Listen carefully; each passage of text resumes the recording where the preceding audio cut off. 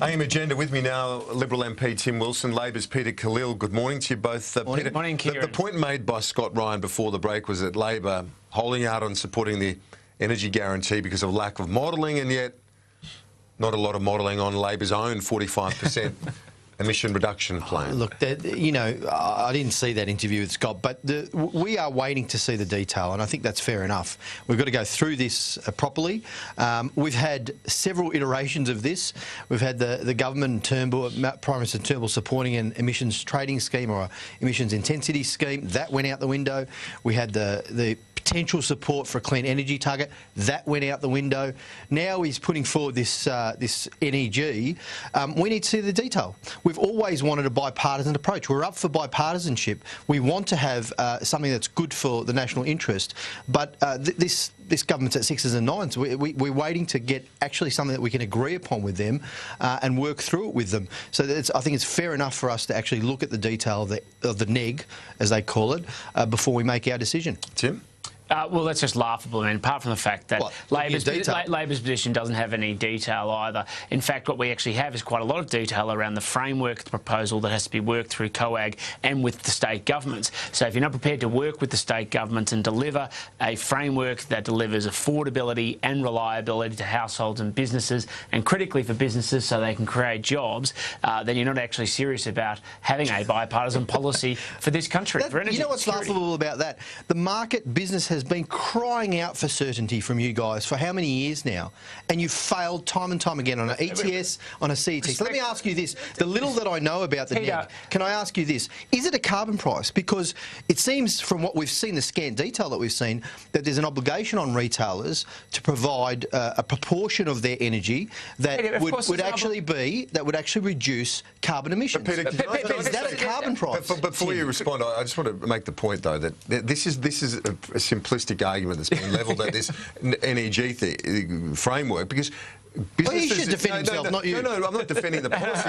I'm defending I'm criticising our political discourse on this issue, because you talk to businesses involved in this sector, they already have an implicit carbon price. The suggestion that anything with a carbon price is evil, should be avoided, these businesses already have an inherent... Yeah, well, that's what I'm saying. That's what I'm asking. I'm asking, isn't there an implicit carbon price in the NEG? Because retailers are required to actually reduce their emissions. They have to actually go with certain renewable energies, so that there you have a carbon price in a sense. Is that the case? But what we actually know is that businesses actually welcome this plan. They've welcomed it because it provides security and certainty for the marketplace. It creates a framework that takes business and the states and the Commonwealth in the same direction together, working with technology. And so what's the fundamentals of the plan? That retailers will have to make sure they deliver reliable power. Of course, by reducing the fluctuations in the market, they'll be able to deliver it at lower prices. And with technology, with changes in technology, they'll progressively be able to reduce their CO2 footprint, where new technologies will come onto the market that will enable them to do so. And so Labor could back it. You could back it in the sense that Labor you give the certainty, but then you could toughen the thresholds. We have told, and you've heard this, we've told the government in the past that we're up for bipartisanship on this. We want a result for the national interest, for consumers, for businesses, and we have tried time and time again with you guys to do so. And you keep chopping and changing. And the right wing of the Liberal Party keeps changing your policy. So how long is the NEG going to last? Peter, calm down. Right now, we have a policy that's accepted by the Liberal Party, the coalition, the government. Businesses on board. We're working with the states to do so. So will Labor get on board? Will you provide? Once you provide the detail so we can have a look at it, as in any opposition would. NBN.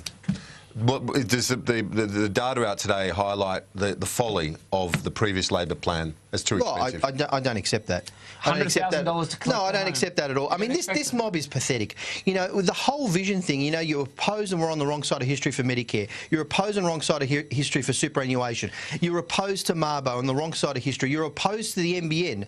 And now you're running around going on about, you know, a couple of very difficult installations early on. But understand back in the 50s, can I finish? Arguing for grand social... Well, can I understand? I'm struggling to see where you're going. Can I make the point? Okay. It'd be fascinating. All right. When you first started rolling out the NBN, there was a low number of... Actually, it started under the previous government. You'd accept that. Yeah, in the Labor government, we started rolling out the NBN. There was a small number of homes having the rollout. Of course, that's normal when you start a big project like this, but not and that actually years. over time, price would, as you know. Anyone who knows economics knows that the more you start rolling out to more premises, the price goes down. And it's accepted the world over that costs for fibre to the premises have actually dropped 40 to 60%. So this is a bit disingenuous by the government to pluck out a few of these examples and say, oh, look how expensive it was. It's $100,000 to connect single properties or locations like bowling clubs. Now, The fact is,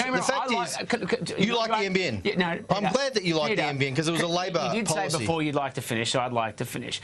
I like having fast broadband. I think most Australians like having fast broadband. Well, you're not getting that under Malcolm Turnbull. Peter, calm down. Can we not interrupt? Because the viewers are just going to chuck things on the television, basically. Especially if they're watching it. Anyway, Peter, I like fast broadband, but I don't believe that my household should be connected at any cost, including $100,000. The critical thing is, what are we delivering in terms of value within the framework of what the government can afford? And what we know is that during the previous Labor government, a tiny number of households were connected at very expensive prices. What we've actually enabled is, hang on, Peter, scaled up, being able to deliver to millions of households, not tens of thousands, millions of households at an affordable price, and people are connecting. The spin isn't it wonderful? You're talking. Let's true. Let's Peter now. The spin is absolutely marvellous. I've got to hand it to you, Tim, because millions of households. Let's hear Tim now. Millions. Let's hear Peter. Sorry.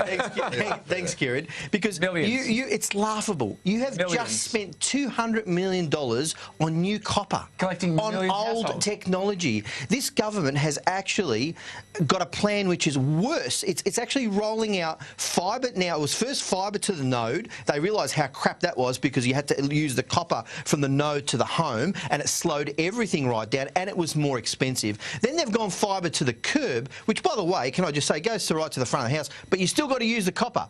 So you've still got to use that last bit of 19th century technology to get there. And this is the stubbornness of Malcolm Turnbull. He knows our plan was right. He knows it should have been fibre to the premises to 92% of households. That was the program. Okay, let's move on because we're going to hear from Malcolm Turnbull. He'll be asked about it in about 15 minutes. We're going to go live to the Prime Minister shortly. I want to ask you about this same-sex marriage survey. That the support for the survey is, it's certainly on show in terms of the participation rate, about 70% involved.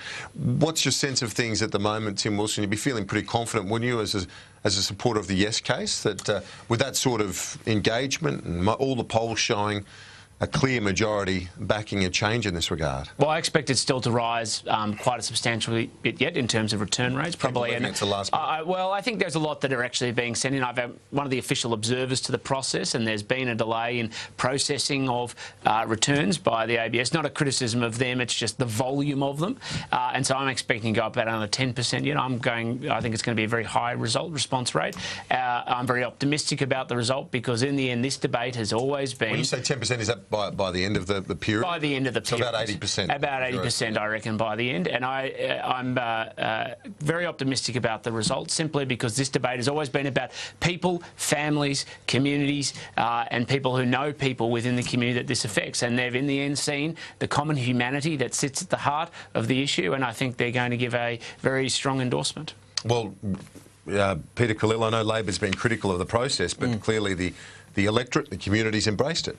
Yeah, no, we have been critical of the process, and I think quite rightly. I think the postal survey is an abrogation of our rights and responsibilities as representatives in a democracy. We are elected to make laws, to amend laws, to pass laws, and that's an abrogation of our responsibility, and it sets a terrible precedent because what do we do? Every time there's a difficult issue around social justice or any other issue, do we go off and have a survey? It's a bad precedent for governance in this country. Nonetheless, it's occurred. We've had to have it, and we're very, very it's very important. I agree with Tim that it's done in a respectful manner throughout. And that participation rate, though, when you look at other Western democracies, whether it be at their elections or other, plebiscites like the Brexit, I mean, the participation rate's nowhere near this. And this is a good thing. It sort of demonstrates Australians, and we're used to having compulsory voting. People are used to voting. So I think it's part of our cultural DNA. A lot of people might not know it's voluntary either. Yeah. No, but I think the critical thing is not that people are used to voting. What the Australian people are saying is that they want to get this done. They want to get it done, get it dealt with by the nation so that as a country we can move forward united together. Tim Wilson, Peter Khalil, united on that issue. I appreciate it today.